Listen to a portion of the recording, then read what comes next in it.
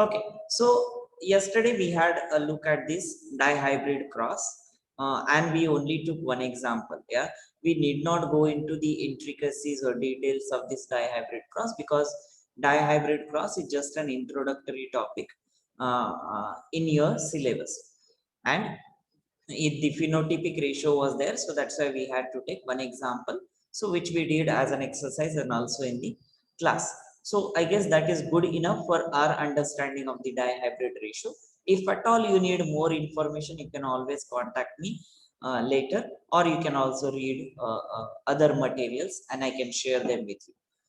So that was the dihybrid cross. Now uh, after knowing the monohybrid crosses and dihybrid crosses, Mendel designed certain laws that are known as Mendel's laws of inheritance. Now, these are certain principles which he found that they are existed irrespective of all the other conditions, and that became a law statement by the Gregor Mendel. So the first law, it says the law of dominance. Now, by virtue of knowing the name itself, we would know what it would contain. So out of a pair of contrasting character, that means either a white flower or purple flower, or in terms of height, a tall plant or short plant.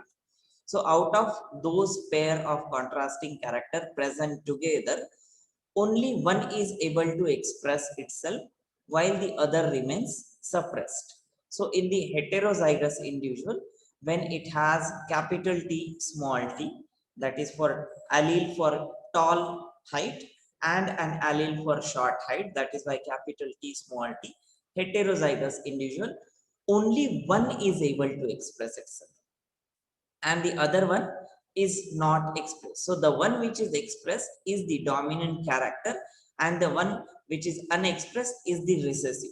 Now, this we had already seen because we studied homozygous, heterozygous, and so on.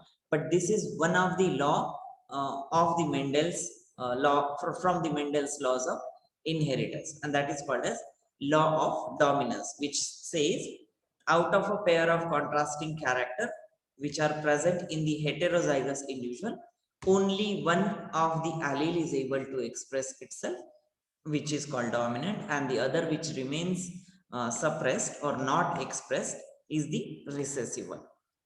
So the recessive character can express only when the pair consists of both recessive, that is homozygous recessive. And this also we had seen in all the crosses, whether it's monohybrid or dihybrid, the last one, the corner one, had been the homozygous recessive, because both of the alleles in that particular individual were recessive. Both are same, so homozygous, and both are recessive, so homozygous recessive.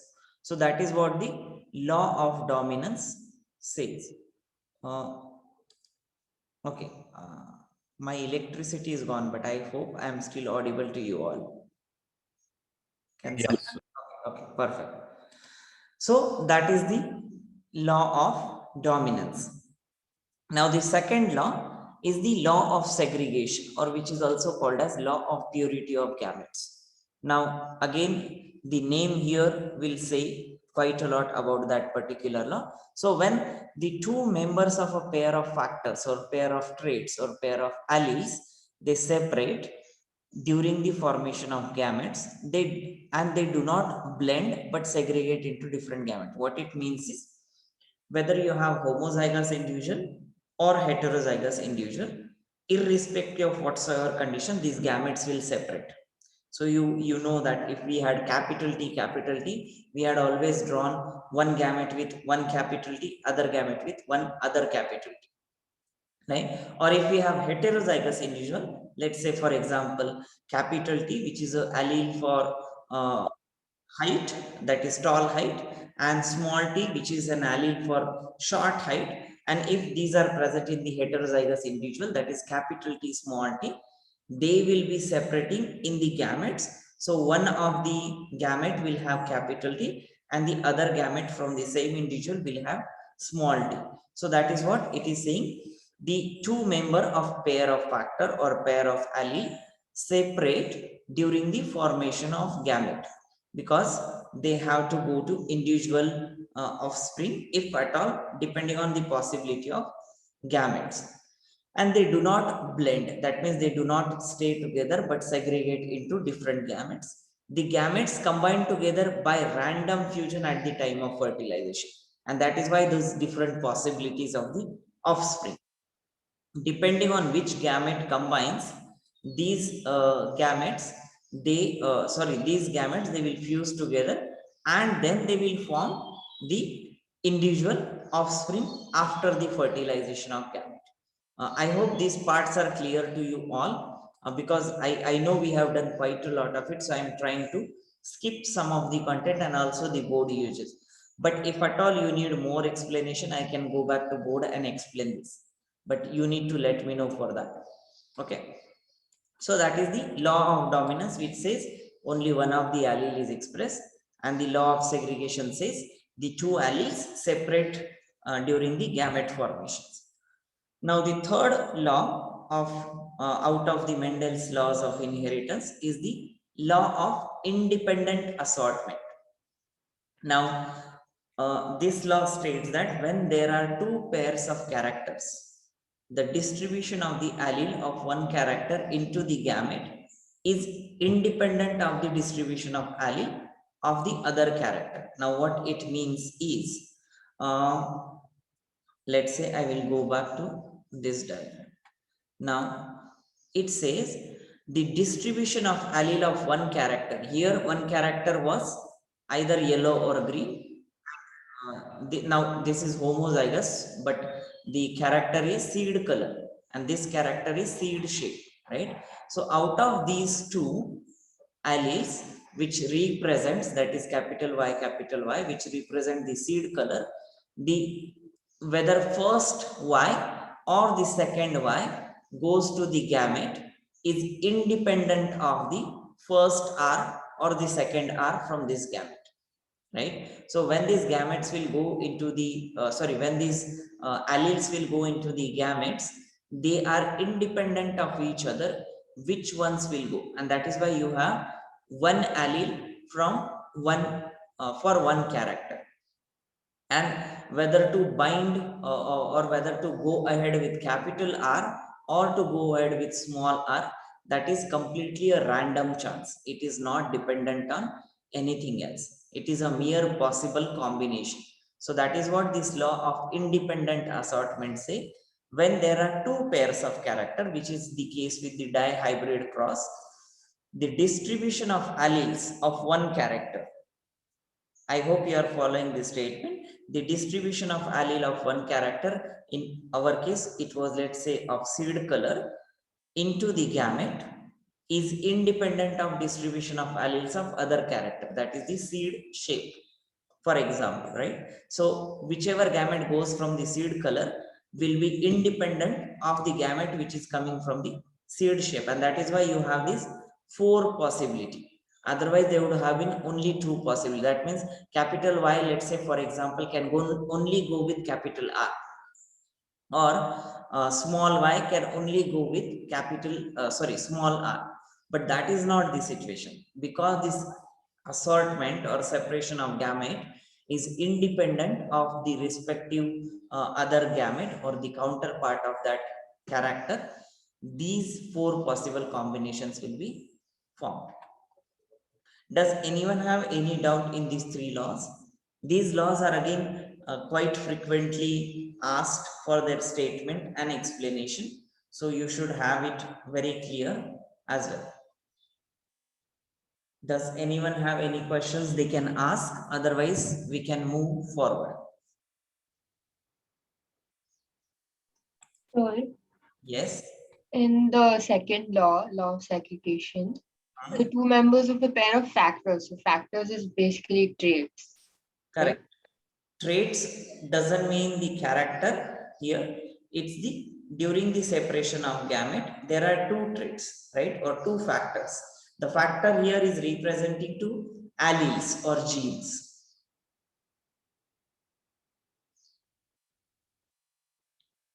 That's what your question was, right? Or Yeah. Yes, sir, that was the question. so factors doesn't mean any other factor or no mathematical factor. It means the gametes, sorry, it means the alleles or the genes for that particular character.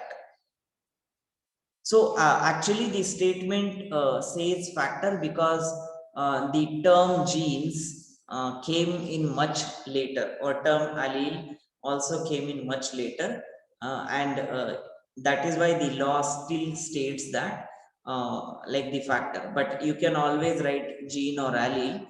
Best is to write allele because that's the allelic separation.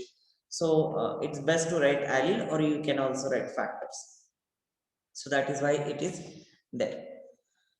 Okay, so then moving forward with respect to applications of Mendel's law, now what was it helpful? Like why do we have to study, and why it was even studied by Mendel also? So there are certain applications. Again, we might have seen this at some time point, but let me go over it. So using Mendel's law, new combinations of the progeny, right? Progeny refers to the offspring of hybrids. Hybrids as in mixing of the two individuals can be determined and can predict their frequency. So what did this mean? What this means is, like, we can predict the phenotypic ratio based on what type of parents are fused or crossing are getting crossed with each other. Based on the parent composition of the alleles, we can always predict the offspring composition of the allele. And that is what it means. The combination of the offspring or progeny can be determined, and also we can predict their frequency, right? Frequency, how can we predict? We know in case of, for example, monohybrid cross, right? The frequency of this individual is 1 out of 4. The frequency of these two individuals is 2 out of 4. And the frequency that this individual can be formed is again 1 out of 4. So these can be more frequent compared to these two. And that way we can always determine what is the frequency. Even in case of dihybrid cross here, like, the highest chance that individual or the new offspring will be formed will be of this type, that is round and yellow seed. Then the next highest chance is these three, these three each, that is round and green and wrinkled and yellow. And the lowest chance of the offspring will be of the green and wrinkled seed. So that way we can predict the frequency as well as the what combination of alleles that particular individual or offspring will have. This information is also very much used by the plants and animal breeders to produce the better breeds. Now how does it happen? Now let's say, for example, I want all these seeds, or green looks better, right? For example, just a random hypothetical situation, round and green seed looks better. So then how can I create more of these individuals? So I'll go back to parent generation, and or I can take only these individuals and I can cross them, only these ones. Or I can make a pure breed of this, I can make a pure breed of this and this also.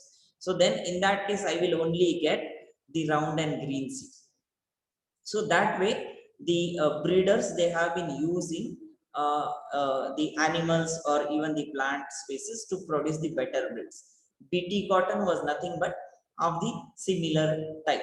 Also there are quite a few examples that occurs these days. Like, for example, if we are looking for any medicine or insulin production or any other thing which is of medicinal use, the plants or not plants, but let's say bacterial species which are being used, they are uh, they are used by introduction of the genetic material. Similarly, in plants also, if you introduce a certain gene which is allowing the expression of antibiotic which is naturally existent in that plant, then that production of those things will also be enhanced. That is artificial breeding. Naturally, if you are talking about, let's say, you have seen a better seed of uh, a particular plant, and that you fuse with the similar type of plant, right? Similar breed of the, that is what you create, a pure breed of that particular plant, and then you let it go forward. Same is the case with the animal breeding. Like you see, like you have a, let's say for example, a very big and very sturdy horse in female, and you have male also of the big and giant horse, and then you allow them to mate with each other, that the offspring that they are going to produce is obviously going to be or most likely going to be of the similar quality. So that way the animal and plant breeding has been happening over the time to produce better breeds. And the third application is the new type of plants with new combination of useful character can be produced by hybridization. Now this hybridization is referring to nothing but the like, let's say for example, in the nature, I'll go back to this. Let's say in the nature, the number of plants available by this type of allelic expression will be less, because it, the possibility of having this is out of 9 plus 6 plus 1, that is 16. Out of 16, there is only one chance that this seed can be produced. But let's say for example, this seed has certain better quality compared to all other, right? Then that particular type of generation can be produced based on certain experiments following the Mendel's like laws. And that way you can also, sorry, you can also produce new type of plant or new combinations of useful character, right? Also, let's say for example, in nature there are not always all the varieties that are existent. Some might go extinct of the same species. Let's say the round and green seed that we have seen, let's say it is not forming in the sense because there are very less and they die suddenly out of some reason in a particular area. So that you can produce because these are of useful character to us, and you can, it can be produced by artificial hybridization type experiment. So these are the overall applications of Mendel's law. And currently whatever genetic experiments that you see around, like let's say for example test tube baby, or what you have a fancy idea of genetically engineering a baby, right? All those things, they are ultimately following the Mendel's laws. Okay, any question here? Anyone? Uh, just a question. Hmm? That, for example, in the like I'm taking an analogy like periodic table. Hmm? Like the initial periodic law, Mendeleev's periodic law was slightly inaccurate, so like they changed it. Hmm? Was Mendel's genetic law accurate, or did it also have to be changed? These laws, they are accurate, but again we will see, and earlier also we have seen certain phenomena of codominance, right? If you remember this particular slide, where is it? Here, incomplete dominance, codominance, and contribution of many genes. That means many alleles being present for one particular character. That's what we see in case of color of the eye. Now in these cases, Mendel's law, they are tweaked a bit, right? That means they will be changed a bit, but overall if you look at the Mendel's law, they remains the same. Like always the dominant will get expressed, but in this case dominance can be mixed with the dominance of the other allele, but still dominant will be expressed, but like that way it is twisted, right? So let's say both alleles are there, one is recessive and the other one is dominant, but for some reason that recessive allele is also getting expressed, right? So that is called as codominance. Or let's say both alleles are dominant, right? And the overall dominance that is shown in the phenotype is half of the original dominance, right? Let's, for example, what I mean to say is both alleles are for tall height, but then when you see a individual that is born doesn't have a tall height, but it has a little shorter height. Not short, completely short, but let's say it has smaller than the tall height, or let's say in between short and tall. So that particular phenomena is incomplete dominance. So all these cases, they are kind of tweaking of the Mendel's law, but still these But laws, Mendel like mostly got it right.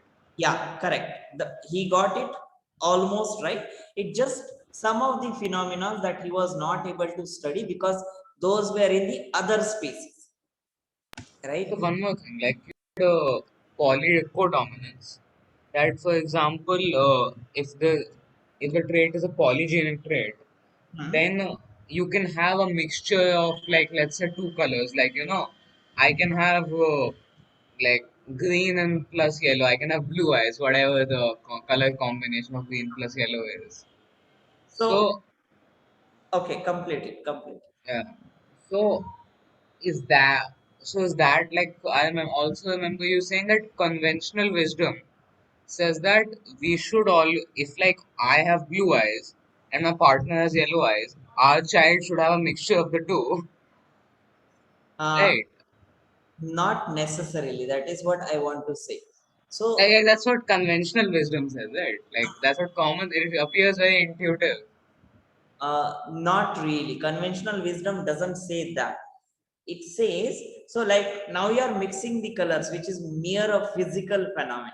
Like mixing a blue color, sorry, green and yellow color should produce blue color. That is a physical phenomena.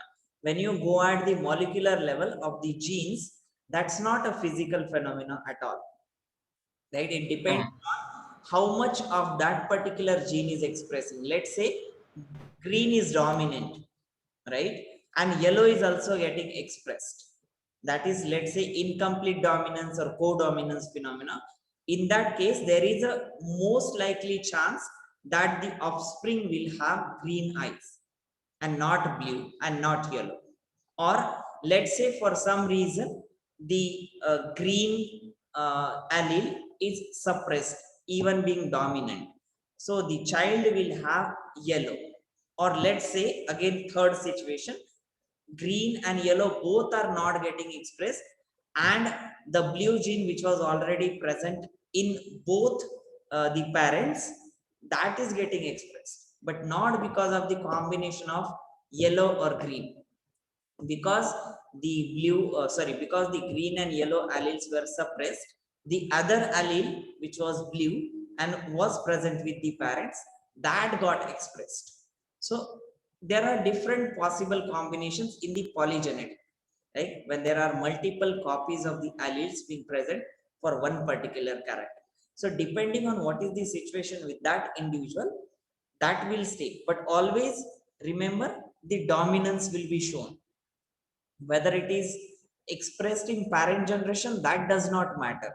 The dominance in the offspring will matter, right? What we think of dominance is, if it is dominant in parent, will always be dominant in the offspring. But that holds true when the alleles are they are in like let's say there are only two. they're not co-dominant, right? Yeah, correct, that way.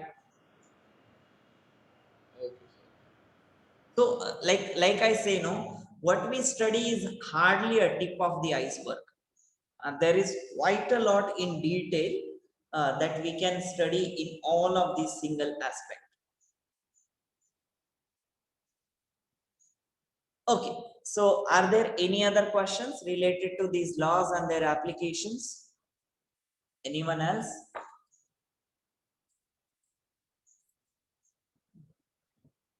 Bhavya,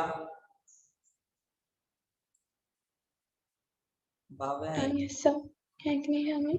yes, I can hear you. I hope you are able to hear me throughout the class.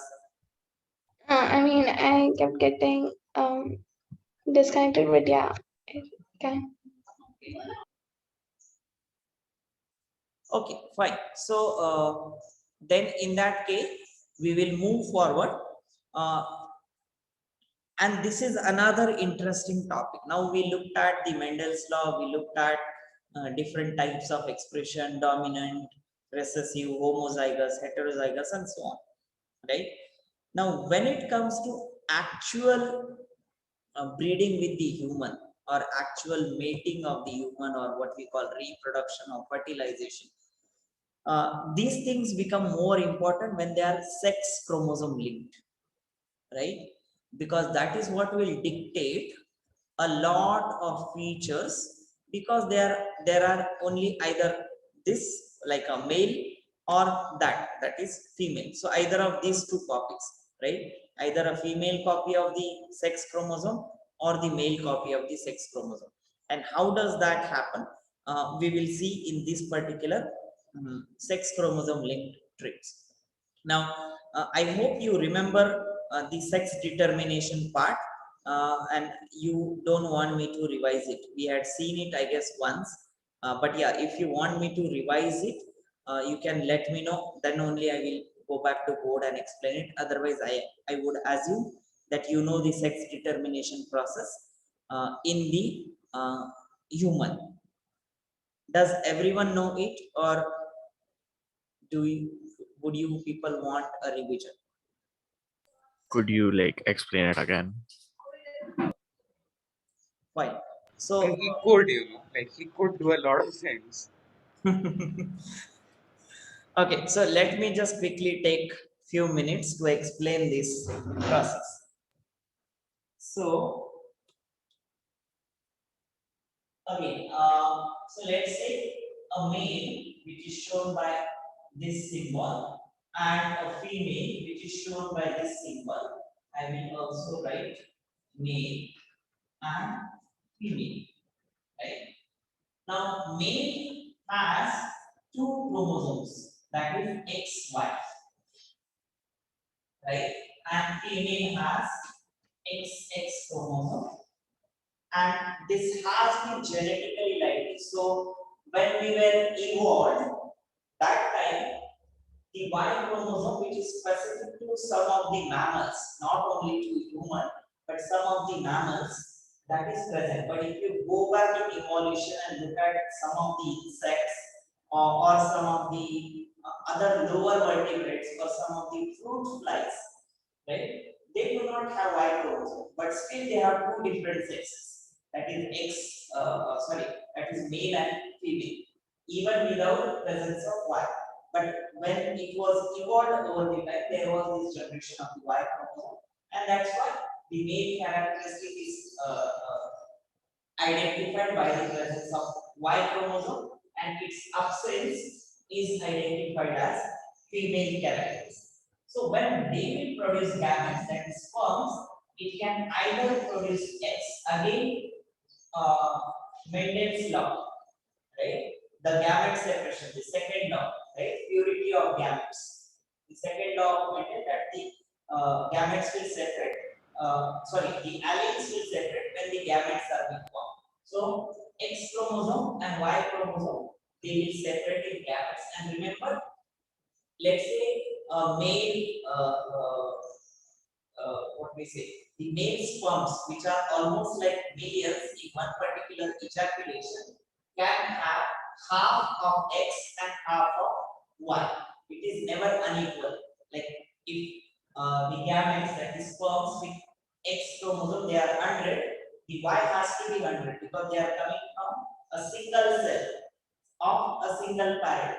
That is when the sperm is produced over the time. In the testis of the human or a human being, in that the gamete separation by the meiosis process can lead to 4 gametes from one particular cell, and 2 of them will have X, 2 of them will have Y. But we are not writing 2 because it doesn't make any sense at all. So it will separate, and in this case, it can produce again X or another X. Again, it doesn't make any sense to write 2X here. Now, based on the possibility of the future, when now let's say this is parent generation. These were the gametes of the parent generation. In F1 generation, like the offspring of this can have XX, or it can have XY. based on which gametes are fused from male and female, we can have the sex determination part, or we can decide the sex of the offspring. So let's say X chromosome or the gamete with X chromosome from the male is fused with the X gamete with X chromosome from the female parent, then we will have a female child or female offspring. And in this case, it will be male. And that is when we say it totally depends on the male whether to have a male child or to have a female child. It is independent of the female, right? Female cannot decide the sex of the offspring.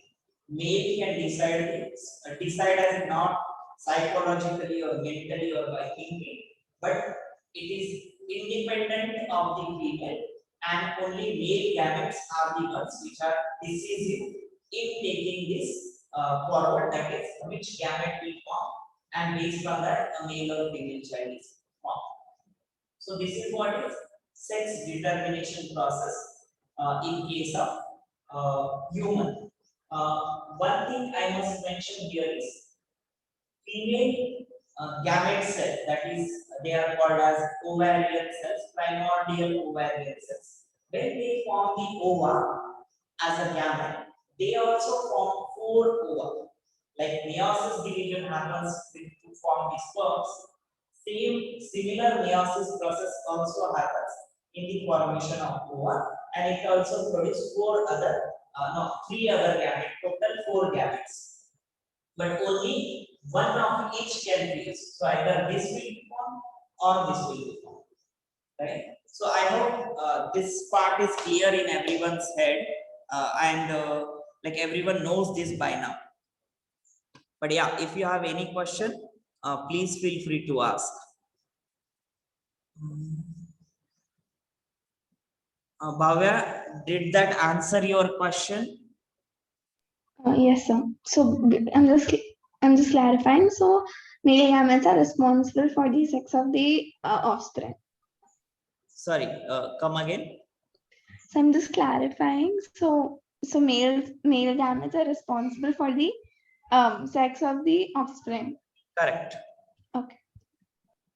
So based on what are the chromosomes that are getting in the gametes, whether X or Y, they will decide the sex. Now, based on those chromosomes, they do have not only the sex determining factor, but they also have other genes which are located on this X or Y chromosome. So whether it's in female, that is XX, or whether it is in male, that is XY, they will decide the what particular traits are being generated. So let me show you one quick slide before it will come later as well. So this is the human male karyotype. That means these are the chromosomes from the human male, from the cell of a male candidate. And if you specifically look at the X and Y, there is a drastic difference between X and Y chromosome, and Y chromosome is also drastically different. Again, karyotype refers to what is the length, what is the number, and how many of them are present. That is the karyotype, right? So this is how a human karyotype looks like in male. And if it is a female, then only this another copy of X will So be. do all males have roughly the same karyotype?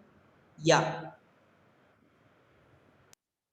because the amount of or the number of genes in each male or in each female will remain constant, no? It is not going to be different until and unless there is some mutation that has happened, and Genetic defect.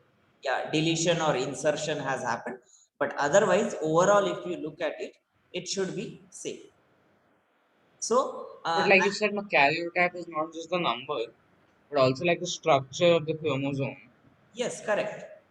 right? Like it's also so like do most human beings, not just males, have roughly the same chromosomes even in terms of structure?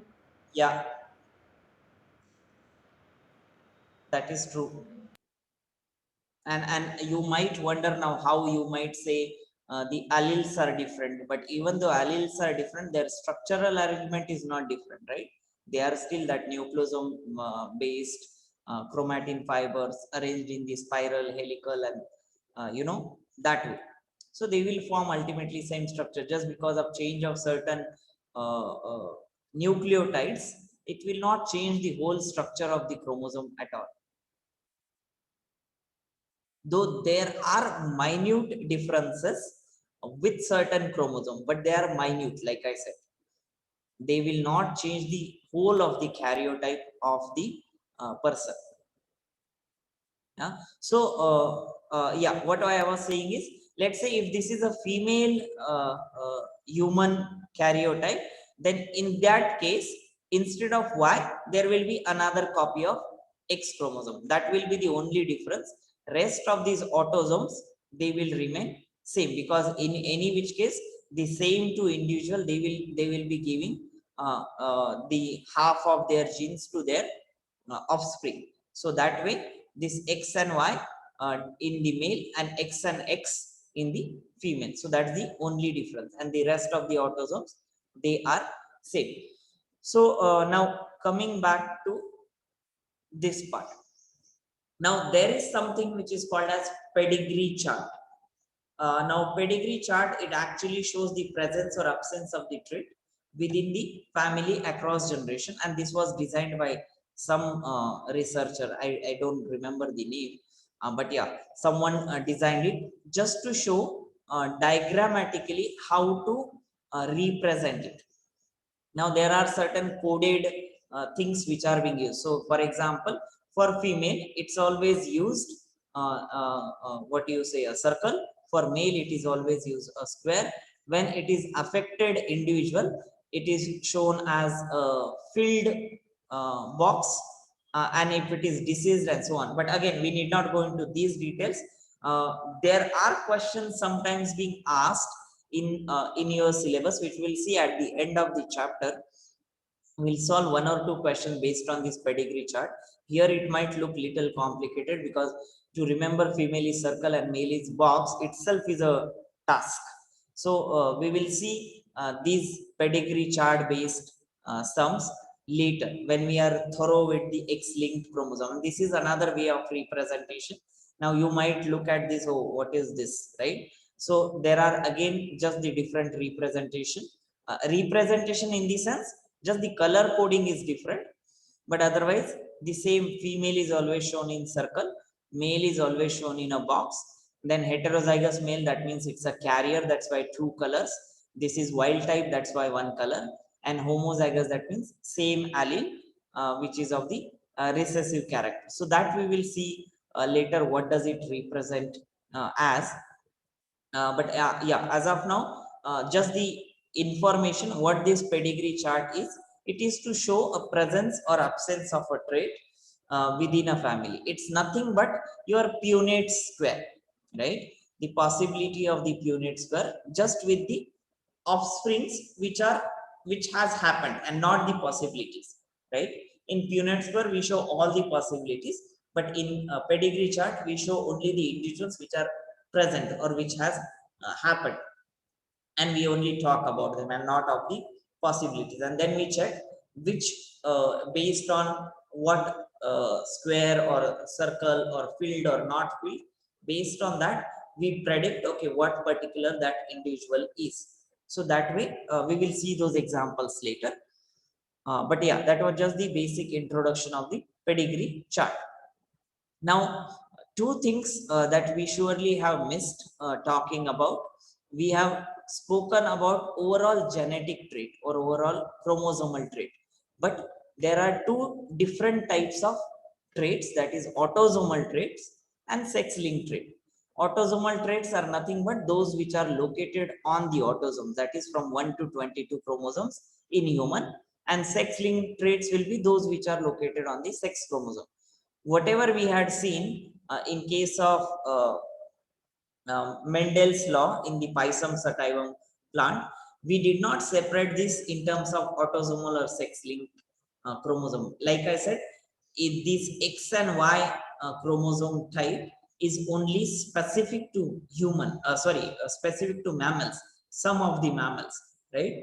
In plants, this system is totally different and they may not have X and Y chromosome.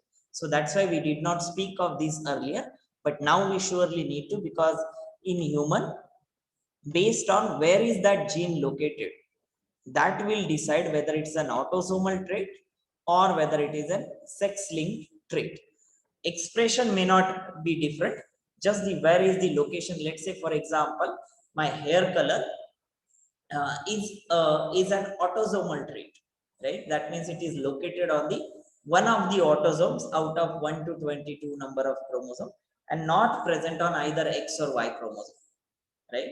Let's say if it is a female, like one girl from your class, anyone, and let's say their hair, they are curly, right? And that is a sex-linked trait. A random example, it's a hypothetical example, let me say. So let's say the hair being curly, that's a sex-linked trait. That means it is X-linked trait, that is sex-linked trait.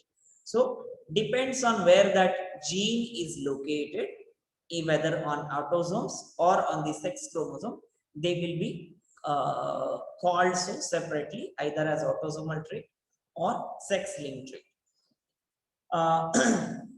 Then there are four different types of traits that we will see, that is autosomal recessive, then Y-linked traits. Then you might wonder where are the autosomal dominants, but we are not going to talk about them because it will be just not in the scope of the syllabus, but we can discuss about it outside, like otherwise.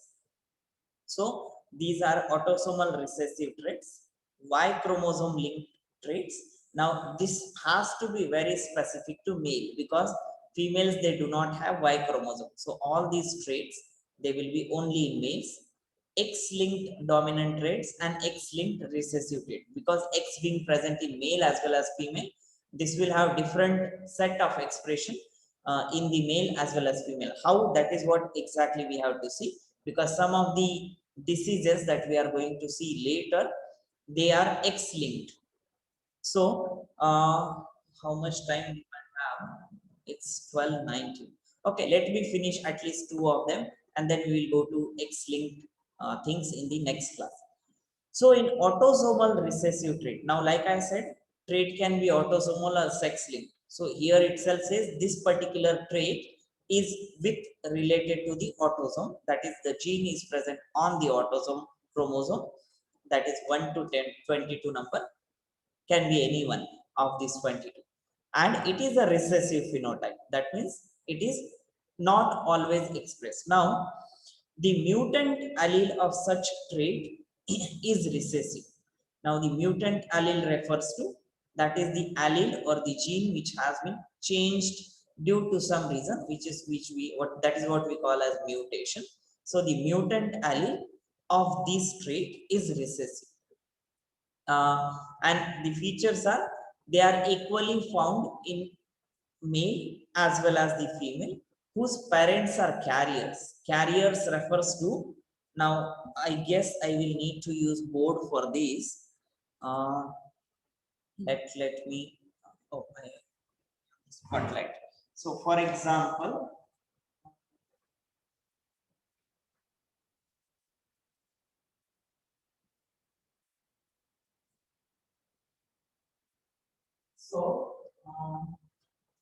so we have XY cross, not XY. We can take XY or X because they are sex linked. So let's say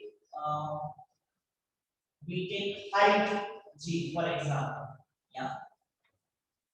So capital H will be dominant, and this is the male, and this is the female. So let's say this is HH, and this is also HH. That means heterozygous for the height phenotype.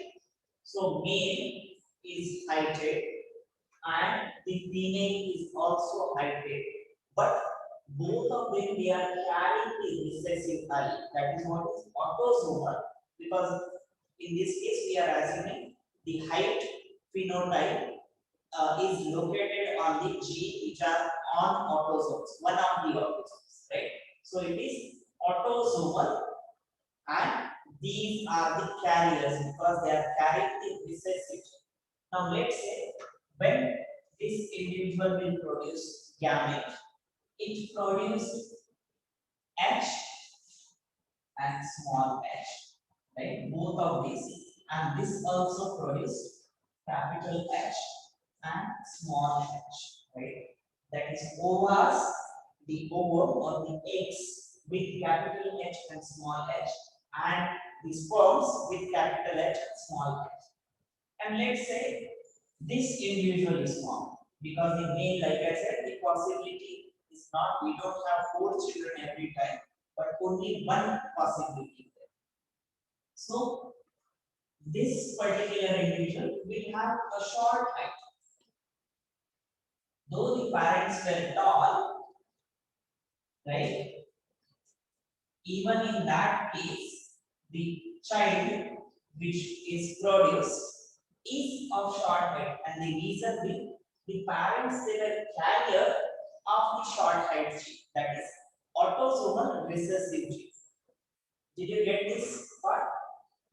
Or are there any questions? Or no one understood it? Now earlier when we were looking at it, we were only talking whether one dominant allele and one recessive allele. But in this case, that recessive allele we call as carrier gene. That is, it is carrying a certain phenotype, irrespective of the expression of the dominant phenotype. So that is what is the carrier gene being carried to the next generation, and the children or the offspring being exactly opposite, because both the alleles that are received in the child, they are of recessive type. The another possibility that I can show you here itself. So this is one possibility. Let's say so that is drastically different. Now let's say this allele will fuse with this. That is capital H and small h. This will be tall, right?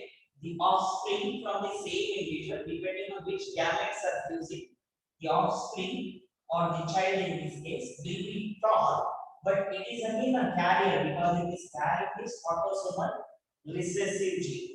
And depending on whosoever this partner is, now we don't know whether this is male or female because we are not doing that sex determination here, but we are only talking about the autosomal expression of the gene. So depending on who is the partner of this particular individual, that will decide what will be the offspring. Something similar like the parent of this generation. So I hope this part is clear to everyone. Okay. So we did pedigree chart, autosomal trait, and Sorry, come again. the last slide that we did, it had pedigree chart, autosomal trait, And Y linked traits. and after that we didn't complete autosomal recessive trait, right? We just spoke of the autosomal recessive trait. So that is what it says. If the mutant allele of such traits can be recessive, right? Now it is found equally in multiple male or female sibling, depending on which male or female are being produced in the F1 generation. The parents in terms of siblings and whose parents were carrier, we saw both the parents in this case that we saw was carrier because they all both carried the recessive gene, and depending on the possibility of the combination, the recessive allele can be found equally in male as well as female, because in this case we are not speaking of the sex chromosome but only of the autosomal chromosomes, and the chances of being male or female will always be equal because the gametes produced in individuals will be equal with those respective alleles. So that is what the first point is saying. The homozygous siblings for defective alleles, the first case that we have seen, that is the short height, that is the defective allele. Now in this case defective refers to something which is not dominant. Yeah. So homozygous sibling for defective allele, but the parents are heterozygous. Parents were tall but carrier of the recessive allele, and the homozygous siblings, that means whatever child is produced or F1 generation is produced, that had defective allele, that is short height. So that is what it says, but again it is totally dependent on the what possibility of the gametes that are being produced, right?